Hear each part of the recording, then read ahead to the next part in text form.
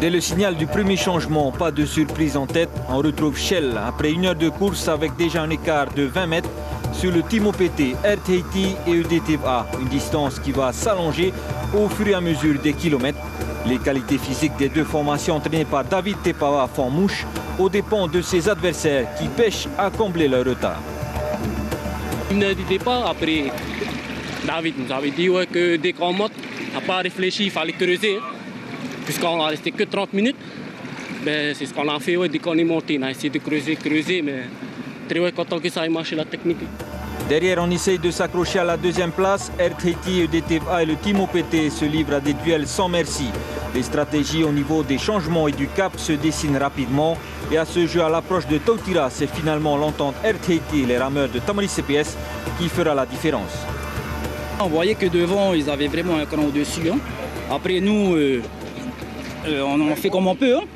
Et voilà, on a bien ramé, on a bien taroué. Je félicite encore tous les copains. Les consignes du coach, c'était quoi? De pousser, d'essayer d'aller chercher Shell, ou c'était de rester au contact de EDT, Team OPT? Comment ça s'est passé?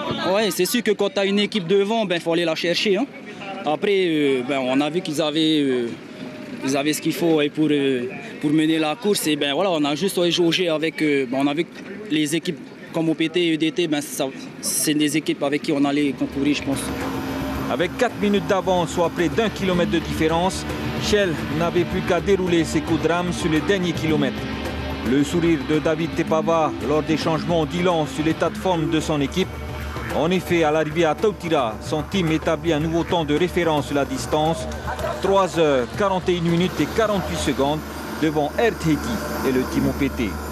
Avec leur avance au temps, c'est sûr, les rameurs de Shell auront à cœur de creuser de nouveau l'écart sur la deuxième étape vers Pire Air, surtout qu'une houle porteuse de 2 mètres sera au rendez-vous. Du surf en perspective donc pour les équipages les plus expérimentés. Et le village de Tautira s'était mobilisé pour l'accueil de la course, une organisation au top pour le plus grand bonheur des familles. Chiquita Daouzès, Patrick Tsinsing. Pas trouvé de récipient PLA, justement. Et que du coup, on était obligés, c'est le seul truc qu'on n'a pas eu. Les couteaux, les fourchettes, les plats, on a tout eu en carton. La plupart des gens, ils jettent partout les déchets. Alors du coup, ça aide un peu à l'environnement. On est à Toury en ce moment, donc on propose tout ce qui est produit de la mer. Et ça marche? Ça marche. Depuis ce matin, on n'arrête pas. À une demi-heure de l'arrivée des rameurs, on découvre le four qui a été préparé tôt ce matin. Une centaine de plats de repas traditionnels ont été commandés ici, alors tout le monde s'active.